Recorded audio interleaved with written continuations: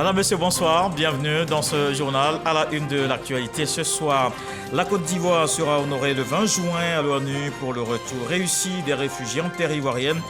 Le haut-commissaire des Nations Unies pour les réfugiés a donné la bonne nouvelle au vice-président de la République, Timo Komédié-Koné.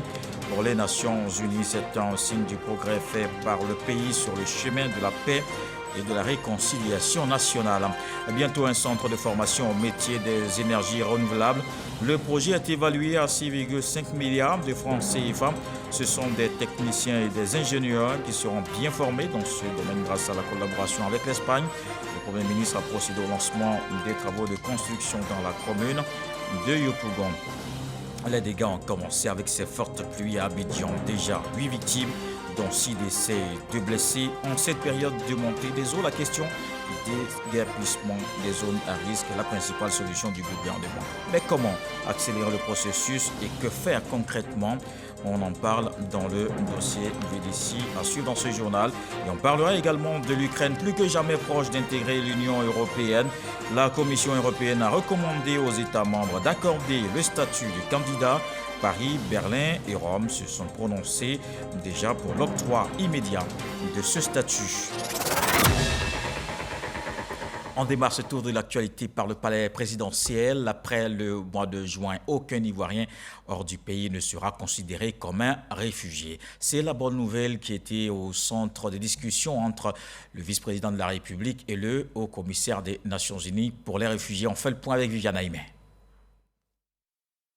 Le lundi 20 juin sera célébrée la Journée internationale des réfugiés. À cette occasion, la Côte d'Ivoire sera honorée par les Nations Unies pour avoir réussi à ramener sur son sol ses fils et filles réfugiés à l'extérieur suite aux différentes crises qu'elle a connues au cours des 20 dernières années.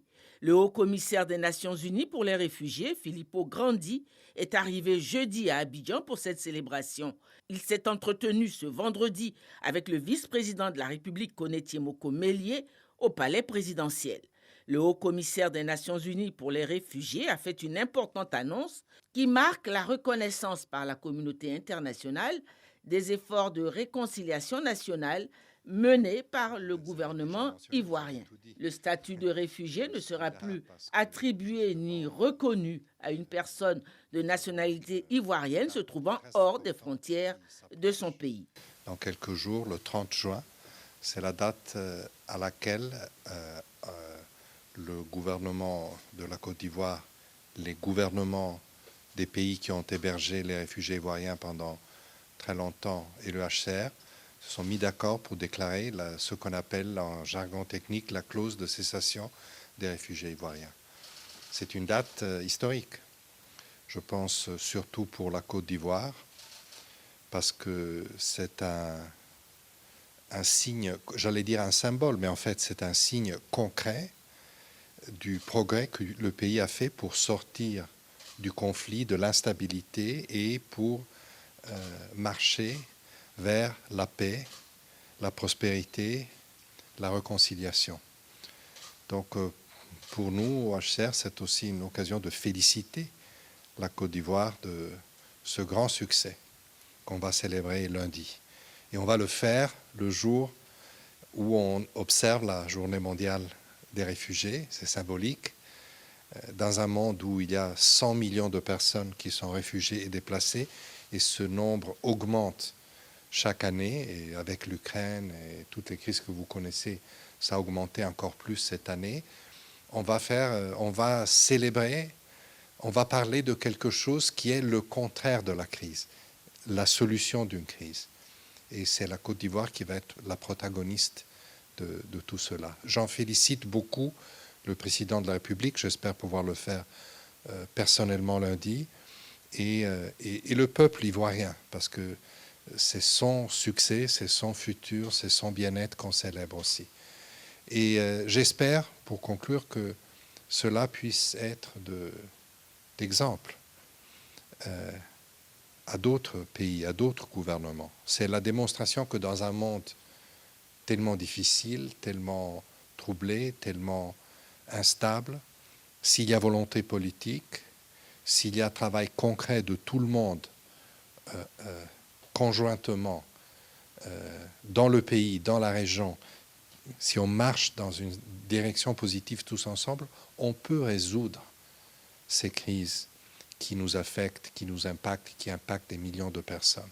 Donc je souhaite que ça soit aussi un message d'exemple pour toutes les autres situations de crise où les solutions sont difficiles à trouver. Le message est, c'est possible de le faire si on travaille ensemble. La Côte d'Ivoire citait en exemple la politique de réconciliation nationale menée par le gouvernement ivoirien a favorisé le retour au pays de la grande majorité des exilés politiques ainsi que des réfugiés civils. Et lors des crises ivoiriennes, le Togo avait accueilli plusieurs Ivoiriens. Au moment de la fin de ce statut, ceux encore dans ce pays ont reçu leur passeport. Ils sont 187. Une action menée conjointement par la Côte d'Ivoire et le HCR. Envoyé spécial à Lomé, Kader Sogodogo. Lomé Avepozo Tropicana, camp de réfugiés ivoiriens à une trentaine de kilomètres de la frontière entre le Togo et le Bénin. La délégation ivoirienne conduite par Abdoulaye Kouyaté, directeur de cabinet adjoint du ministère d'État, ministère des Affaires étrangères, est accueillie dans la joie par des Ivoiriens réfugiés au Togo depuis 11 années. À son accession à la magistrature suprême, le président de la République, Alassane Ouattara, s'était engagé à ramener au pays tous ses compatriotes qui ont dû s'exiler suite à la crise post-électorale. Une vision partagée par le Haut Commissariat des réfugiés HCR. Ainsi, sur financement conjoint de l'État de Côte d'Ivoire et du HCR, les réfugiés reçoivent gratuitement leur passeport. Ils pourront rentrer calmement au pays ou résider dans leur pays d'accueil en toute régularité. Un nouveau chapitre s'ouvre pour ces désormais ex-réfugiés. À un moment donné, on n'espérait vraiment plus qu'on allait avoir nos passeports. Et vraiment, grâce à l'effort du gouvernement ivoirien, grâce au président Alassane Ouattara, nous allons avoir nos passeports. Vraiment, on lui dit merci. Le HCR apprécie l'engagement du gouvernement ivoirien. Je réitère l'engagement du HCR à continuer à appuyer les deux gouvernements, tant pour le rapatriement volontaire, pour ceux qui ont choisi de retourner dans leur pays d'origine, que pour la résidence permanente aux réfugiés qui ont choisi de rester au Togo. Aux récipiendaires de ces passeports, je les exhorte à bien garder ces documents et d'en faire bon usage. La mère patrie ouvrira toujours ses bras à tous ses enfants, sans exception. À ceux qui hésitent encore à regagner notre pays, je voudrais vous dire que la Côte d'Ivoire vous attend pour prendre votre part dans son développement. Bien de leaders, n'est-ce pas, sont rentrés ou sont en train de rentrer au pays aujourd'hui. Cela signifie qu'il y a un climat de paix, un climat de sécurité, mais un climat de développement qui est en cours depuis 2011. À Avepozo Tropicana, on se sent désormais plus que jamais ivoirien. Ouayo, Mapuka, symbole culturel, des notes de joie pour la fête. Et oui, le 30 juin 2022, le HCR mettra fin au statut de réfugié ivoirien dans le monde. Le climat apaisé et les efforts du gouvernement pour le retour des réfugiés ont milité en faveur de cette décision. Ils étaient 300 000 réfugiés ivoiriens en 2011. À ce jour, 280 000 sont rentrés. Les 15% restants ont choisi l'intégration locale. Ceux du Togo, qui sont-ils? Pourquoi ont-ils décidé d'y rester? Voici les éléments de réponse dans ce reportage de Kader Sogodogo, notre envoyé spécial à Lomé. La crise post-électorale de 2010-2011 aura contraint 300 000 Ivoiriens à se réfugier à travers le monde. Dès sa prestation de serment, le président de la République, Alassane Ouattara, allait prendre les choses en main pour amener au bercail tous ces Ivoiriens partis. L'engouement du Haut Commissariat des réfugiés, HCR, ne s'est pas fait attendre face à ces dispositions des autorités ivoiriennes. Des retours massifs sont organisés. À ce jour, l'on note 280 000 Ivoiriens qui ont regagné le pays. Les 15% restants, pour d'autres raisons, ont choisi de vivre dans leur pays d'accueil. Au Togo, dans le camp de réfugiés ivoiriens de Avepozo Tropicana, ils ont reçu leur passeport gratuitement. Mais le retour ne sera pas pour maintenant. Commerce et autres activités professionnelles les éloignent encore de la mère patrie. J'ai eu la chance de m'investir ici, de m'ingérer dans le circuit économique ici, d'avoir un petit travail pour pouvoir nourrir ma famille et tout. Ça va très bien ici. Voilà. L'État togolais nous a offert tout ce qui est nécessaire pour que nous puissions nous en sortir ici. Et on s'est installé, on a formé une famille, on s'est intégré et ça va bien ici. Avec tous les Togolais, on est à l'aise ici. Réconciliation nationale, émergence, autonomisation des jeunes et des femmes. La Côte d'Ivoire revient de loin. Les efforts consentis par le président de la République sont sus et salués par les Ivoiriens désormais établis hors du pays. Ici au Togo, je me débrouille au marché de Sikamé. Sinon, j'exerce dans le métier de football. J'aime la Côte d'Ivoire, j'adore la Côte d'Ivoire, c'est ma nation. J'aime encore ma nation, ma patrie. Voilà. Et puis surtout, je remercie le président Alassane Dramane Ouattara qui fait tout pour faire la réconciliation, envoyer la paix encore. Jamais oublié la Côte d'Ivoire. J'ai toujours eu un esprit sur la Côte d'Ivoire. Aujourd'hui, je remercie le président Alassane Dramane Ouattara pour tout ce qu'il fait pour qu'on puisse rentrer dans de bonnes conditions. Et ça nous donne la paix quand même de pouvoir. Nous sommes des jeunes. Si nous avons de bons dirigeants qui nous réservent un bon climat sur le plan politique, nous pouvons investir, nous pouvons mettre nos ambitions en jeu, nos rêves en jeu pour pouvoir réaliser aussi nos vies. Il faudra surtout être des modèles dans ce pays d'accueil. Chers frères ivoiriens, vous qui recevez aujourd'hui le passeport ivoirien pour une intégration réussie dans ce pays frère du Togo, je voudrais vous exhorter au respect des lois de ce pays et vous encourager à vivre en parfaite harmonie avec vos hôtes. La Côte d'Ivoire ne comptera plus de réfugiés à travers le monde dès le 30 juin 2022. Et ceux qui reviennent vont donc regagner la Côte d'Ivoire après plusieurs années hors du pays. La Côte d'Ivoire qui mobilise les partenaires pour le financement de son plan national de développement. Le vice-président de la Banque mondiale était justement à Abidjan pour le groupe consultatif. Ce vendredi, Ousmane Diagana a eu une séance de travail à la primature. La Banque et la Côte d'Ivoire veulent mettre l'accent sur le renforcement du capital humain, la gouvernance et le développement d'une économie inclusive. Alexis Ouedraogo. Cette fin de semaine, à la primature, Ousmane Diagana, vice-président de la Banque mondiale, est reçu par le chef du gouvernement. Le groupe partage des priorités communes de développement. On a fait un large tour d'horizon de l'état de notre partenariat avec la Côte d'Ivoire. Un partenariat qui se porte très bien, comme l'indique la taille de nos interventions ici en Côte d'Ivoire, avec un montant de plus de 4 milliards de dollars. Autre point clé, l'appui au secteur privé, aujourd'hui principal pourvoyeur d'emplois dans de nombreuses économies. Nous avons échangé également autour des opportunités qui peuvent se présenter aujourd'hui et voir comment on peut aider la Côte d'Ivoire à les saisir et à faire en sorte que la stabilité sur le plan macroéconomique, mais également sur le plan social, que le pays est en train de connaître puisse être renforcé. Le groupe de la Banque mondiale finance actuellement 29 projets actifs portant entre autres sur la relance de l'économie post-Covid, la lutte contre la déforestation, la production de cacao durable, le développement de la compétitivité de filières agricoles.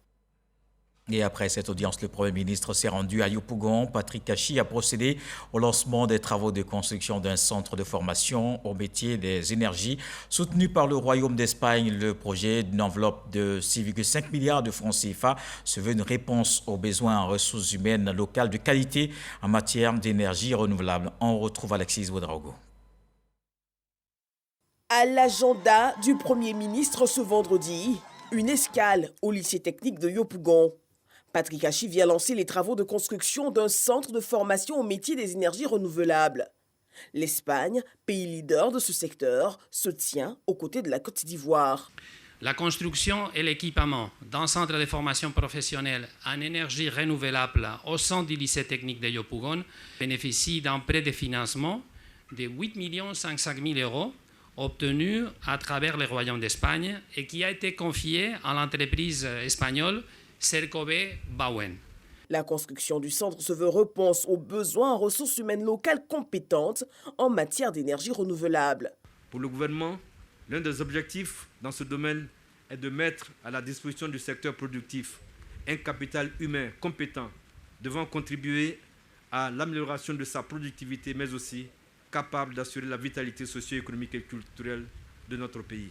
Les programmes envisagés concerneront les métiers des énergies solaires, photovoltaïques, éoliennes et hydrauliques. Et la structure délivrera aussi des formations de courte durée dans le cadre de l'école La Deuxième Chance. Le centre devrait former plus de 500 jeunes chaque année. L'occasion pour Patrick Hachi d'inviter parents et élèves à s'approprier cette vision. Chers élèves, la formation professionnelle telle que définie par la vision 2030 est, j'en suis intimement convaincu, une opportunité exceptionnelle pour votre carrière professionnelle qu'il faut savoir saisir dès maintenant.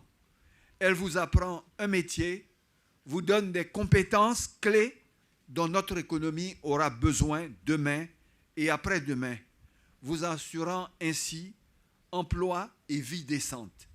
En outre, un accent tout particulier sera mis au cours de votre cursus ici sur la formation à l'entrepreneuriat, parce que vous regorgez d'idées, d'envie et d'initiatives qu'il faut savoir organiser, hiérarchiser, planifier pour réussir son aventure d'entrepreneur. C'est le 24 janvier dernier que le Premier ministre lançait à Yama les travaux de construction de 7 établissements de formation professionnelle, repartis sur l'ensemble du territoire pour une enveloppe globale de 146 milliards de francs CFA. Dans la même commune de Yopougon, juste à côté du futur centre, c'était le lancement des examens dont l'enseignement technique et la formation professionnelle. Pour cette session 2022, plus de 26 000 candidats sont en lice. Ils vont composer dans 86 centres repartis sur l'ensemble du territoire. Les épreuves démarrent le 20 juin avec les phases orales. Issa Tionayo. Du lundi 20 au vendredi 25 juin 2022 se dérouleront les épreuves orales et pratiques de l'enseignement professionnel et technique. La direction des examens et concours du ministère de l'enseignement technique et de la formation professionnelle a lancé ce vendredi ces examens au lycée professionnel et commercial de Yopougon. Les partenaires sociaux, vous avez non seulement œuvré à ce que l'année scolaire se termine sans grave perturbation, mais vous êtes encore à la tâche pour que les examens se passent sans bruit. Aux parents d'élèves, je voudrais saluer tous les efforts consentis dans l'encadrement de vos enfants durant toutes les années de formation. Dans ce dernier virage, vous devez continuer de les accompagner de vos prières afin qu'ils vous ramènent le sésame qui leur ouvrira les portes du travail. Quant à vous, chers apprenants, il ne vous reste plus qu'à garder la confiance en vous et à demeurer concentrés pour réussir ces examens dont les épreuves sont à votre portée. 26 850 candidats sont en liste cette année. Chers élèves et étudiants, je vous recommande d'aborder sereinement et en toute confiance les examens car vous avez travaillé avec sérieux tout au long de l'année. Je saisis cette occasion pour vous informer que l'un des projets innovants du ministère est axé sur la mobilité des meilleurs élèves et étudiants en direction des établissements partenaires de renom. Des possibilités seront données aux élèves et étudiants de poursuivre leurs études dans ces institutions partenaires. Les 26 850 candidats composeront dans 86 centres répartis sur l'ensemble du territoire national. 48 jurys sont constitués pour les corrections et les délibérations. Après les oraux et les pratiques, les épreuves écrites démarreront le mardi 28 juin pour s'achever le 1er juillet 2022. La proclamation des résultats définitifs est prévue pour le jeudi 21 juillet 2022. Les épreuves physiques ont commencé depuis le 13 juin pour se terminer ce samedi 18 juin 2022. Le secteur de l'enseignement technique et la formation professionnelle qui intéresse le Millennium Talent Corporation, l'UMCC a présenté les projets de création des écoles. 350 milliards de francs CFA décaissés. Ces centres vont permettre de former des hommes compétents, soutenir la croissance et réduire la pauvreté. Espérance Diakale, Lanciné Bakayoko. Plus de 350 milliards de francs CFA pour stimuler la croissance économique en Côte d'Ivoire, en favorisant le rapprochement entre le secteur privé et le secteur public. C'est le montant de l'appel à partenariat signé entre le gouvernement et les États-Unis à travers le Millennium Challenge Corporation. Les projets pris en compte par ce partenariat interviennent dans les secteurs tels que l'agro-industrie, le transport et les BTP. Nous avons des projets de réhabilitation routière. À ça, nous avons associé des réformes politiques et institutionnelles et socio-économiques. Nous prévoyons construire des collèges de proximité dans le Béquet et San Pedro. Et je pense que ça rentre dans le cadre d'une stratégie que le gouvernement a eue de ramener l'école proche des gens, surtout en zone rurale. Donc, en travaillant ensemble, ces centres TVET vont répondre à deux dynamiques. Un, ce que veut le gouvernement dans sa stratégie de développement, et deux, ce que offre le secteur privé. Donc, moi, je pense que ça, c'est un modèle gagnant-gagnant. Conforme à la vision du gouvernement, ce partenariat s'inscrit dans la mise en œuvre du programme Compact qui vise à améliorer la compétitivité du secteur privé ainsi que l'employabilité des jeunes. Aujourd'hui, nous avons sélectionné 4 entreprises dans le cadre du programme que nous avons avec le MCC. Et ces 4 entreprises portent sur 4 secteurs particuliers. Et l'objectif, justement, c'est de travailler avec ces 4 entreprises qui sont spécialistes de ces différents secteurs pour désigner des curriculums bien précis dans ces écoles-là pour que les étudiants qui aillent dans ces écoles puissent avoir une formation pratique, de sorte à ce qu'à la sortie, ils puissent avoir un emploi. Donc c'est un modèle que nous finançons grâce au MCC, mais que nous souhaitons repliquer dans plusieurs secteurs sur toute l'étendue du territoire. À terme, ce programme vise à améliorer les conditions de vie de plus de 11 millions d'Ivoiriens à travers les investissements dans les différents secteurs d'activité. Et l'actualité ce soir nous conduit également à l'Assemblée nationale.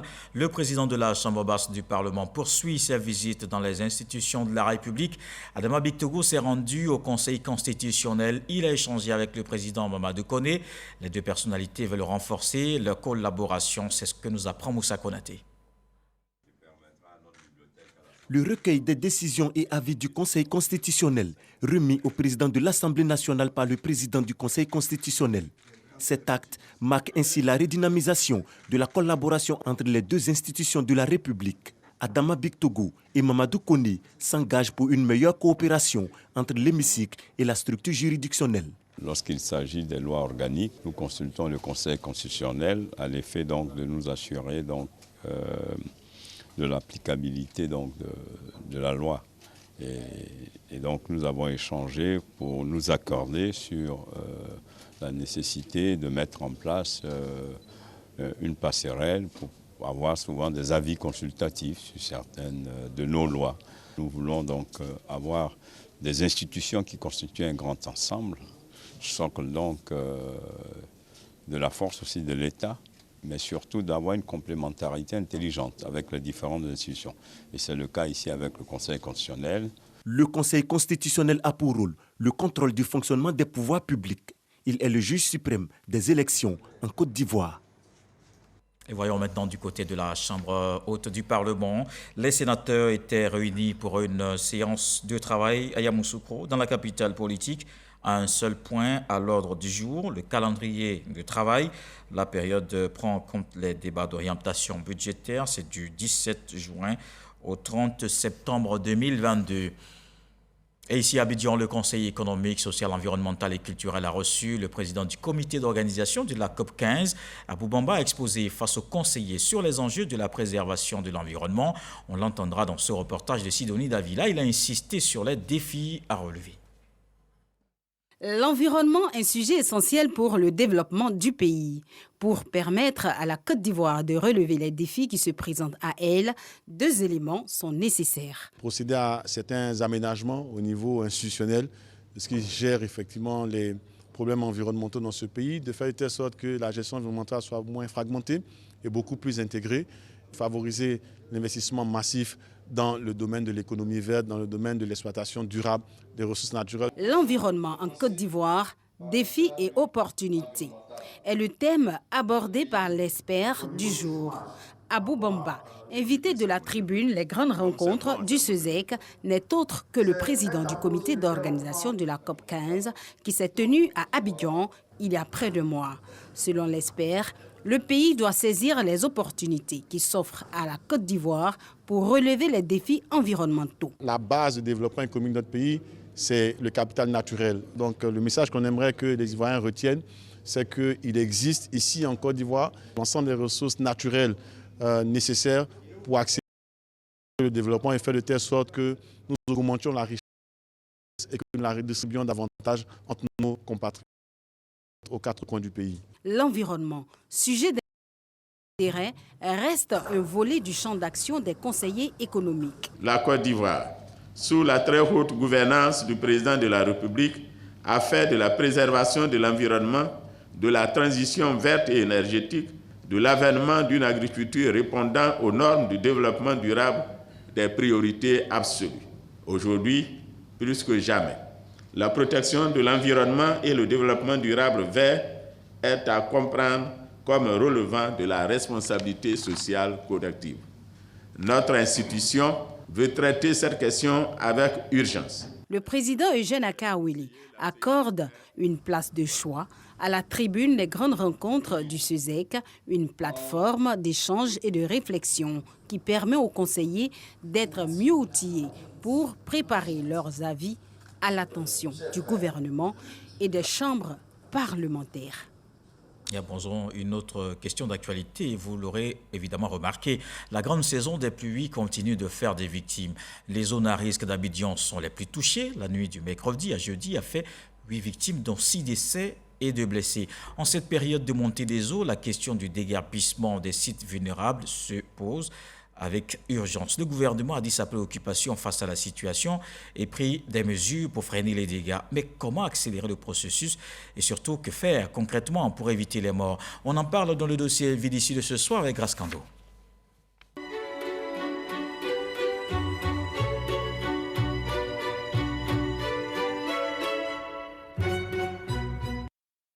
Six personnes décédées et 2 autres blessées à Mosikro, une zone à risque de la commune d'Atekoubé. C'est le bilan de la forte pluie qui s'est abattue sur le district d'Abidjan dans la nuit du mercredi 15 au jeudi 16 juin. La liste des victimes continue de s'allonger en cette saison pluvieuse. Selon la Sodexam, la partie du littoral comprenant la ville d'Abidjan a enregistré pour cette nuit 153 mm de pluie. De quoi inquiéter. Avec les situations aujourd'hui, si vraiment l'État peut nous voir, pour nous aider aussi, pour qu'on peut trouver un piole à déménager aussi, nous on sera vraiment satisfaits.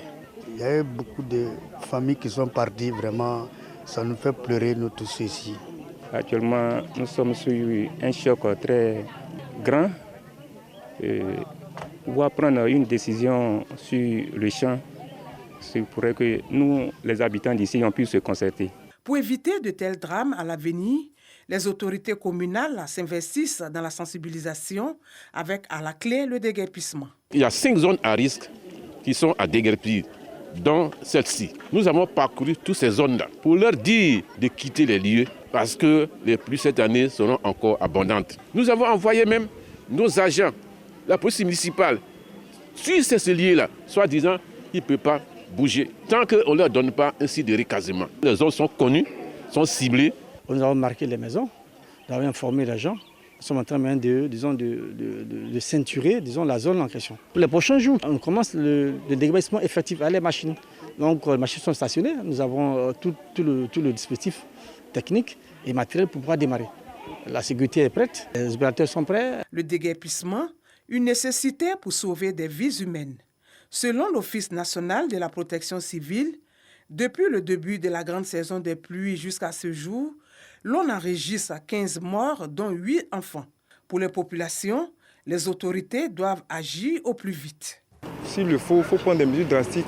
On voit quand on doit faire des travaux de bitumage, ou bien de pont, déguerpir les gens, casser des magasins, tout et tout. Là, pour la vie des gens, vraiment, il faut prendre des mesures. Il faut leur faire comprendre que c'est pour leur vie.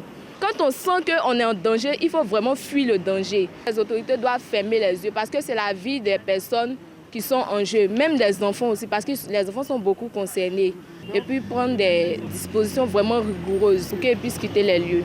Des points de vue qui cadrent avec la vision de l'Office national de la protection civile qui entreprend des actions pour le déguerpissement. Nous sommes sur le terrain, nous identifions, nous procédons au déguerpissement, nous procédons au recensement des populations et en cas de besoin, nous les accompagnons. Mais c'est une politique d'ensemble. Détruire les habitats pour que les gens ne reviennent pas, c'est après cela que des mesures de compensation ou de réinstallation seront envisagées. 54 sites à déguerpir dans plusieurs communes du district d'Abidjan. L'opération a déjà démarré depuis le 7 juin et se poursuit. On a fini tous les sites d'Abobo. Non seulement les gens sont partis, mais on a démoli les bâtis. Nous sommes à Yopougon en ce moment. On a commencé côté du cimetière de Yopougon. On a terminé là-bas. À Mosikro, il y a eu un incident puisque nous envoyons d'abord des gens pour marquer les maisons que nous considérons vraiment être en danger. Quand les équipes sont parties dans ce quartier à Mosikro, les populations ont très mal réagi. On a commencé à eu des échauffourées entre les équipes, si bien que nous avons recommandé de faire revenir les équipes, le temps qu'on trouve des forces de l'ordre en nombre suffisant pour repartir. Et c'est entre les deux qu'il y a eu le triste événement. Nous allons avoir une réunion interministérielle pour voir comment nous pouvons accélérer les choses. Ces sites déguerpis ne feront plus l'objet de recolonisation. Des dispositions sont prises à ce niveau. On va protéger les sites. Nous allons les clôturer avec du barbelé, interdire les réinstallations. Et nos équipes, la brigade de salubrité va faire même des tours, s'assurer que personne ne s'installe là. L'opération de déguerpissement engrange beaucoup de moyens. 2,5 milliards ont été décaissés. Pour près de 25 000 personnes qui vivent dans ces sites, qui sont des sites à risque, parce qu'ils sont à flanc de collines, parce qu'ils sont dans des talvegs où s'il pleut, on peut avoir rapidement une inondation. Il faut que ces populations nous aident à les aider. Ces actions entreprises par l'État le sont pour leurs intérêts. Et donc nous allons accélérer ce que nous sommes en train de faire et nous allons le renforcer pour qu'on ne puisse plus assister à ces situations-là. Sur 640 mm de pluie attendus dans la zone d'Abidjan pour cette grande saison de pluie, l'on enregistre à la date du 16 juin 570 mm de pluie. Encore un mois pour sortir de cette saison pluvieuse aux conséquences souvent désastreuses. Face au danger, le déguerpissement s'impose aujourd'hui comme une nécessité vitale. C'était le dossier en vue d'ici de ce soir. Saison des pluies, le déguerpissement s'impose. Dans l'actualité politique ce soir, faire rayonner le RHDP en bateau et dans toute la région du Moronou. C'est l'objectif que s'est fixé le mouvement soutien RHDP. On voit la sortie officielle avec Kader Sogodougou.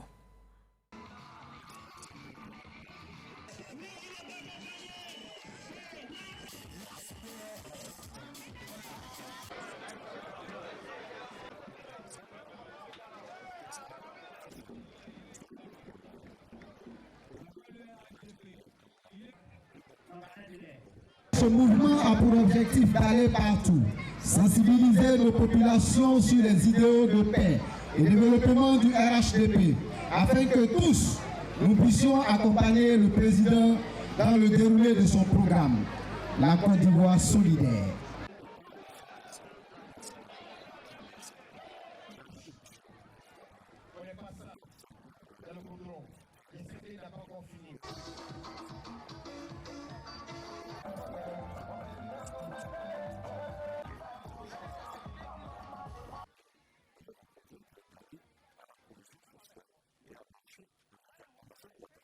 Tout ce que je vais vous dire, de faire toujours confiance à nos boussoles, l'homme de développement, l'homme de tous les jours que j'ai nommé son excellent Alassane Ouattara. C'était à la même place qu'on était avec lui. Et il a dit, il a fait. Regardez les routes de bateaux, regardez les routes de Hara. Quand je marche dans la ville, je suis d'accord.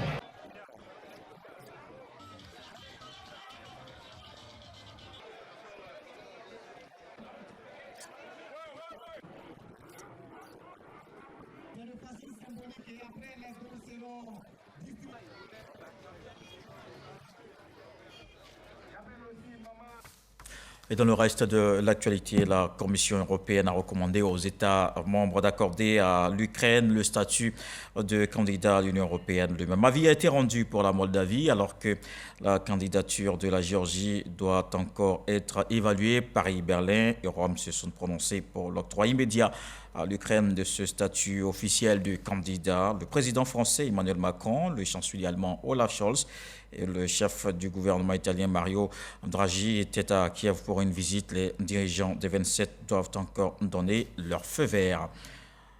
Et on termine ce journal avec ce communiqué de la Direction générale des cultes qui tient à informer la communauté musulmane et l'opinion nationale que les préparatifs en vue de la participation des pèlerins ivoiriens à l'édition 2022 du Hajj se sont déroulés normalement grâce à la constante sollicitude du président de la République, à l'implication personnelle du ministre de l'Intérieur et de la Sécurité au nom du gouvernement.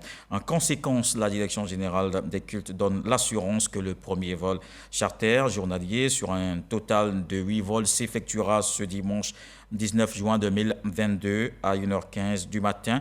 Nous notons par ailleurs à assurer les pèlerins admis à faire le Hajj cette année, conformément aux règles édictées par le Royaume d'Arabie Saoudite, que toutes les dispositions sont prises pour que les opérations en cours se déroulent dans les meilleures conditions possibles. C'est signé le directeur général des cultes, Messama Bamba. Et voilà qui met un terme à ce journal. Merci de l'avoir suivi. L'actualité revient à 23h. Ce soir, le SAG nous apprend que celui qui vole la trompette du chef doit aussi avoir la force qu'il faut pour la jouer. Dieu le voulant, on se retrouve demain.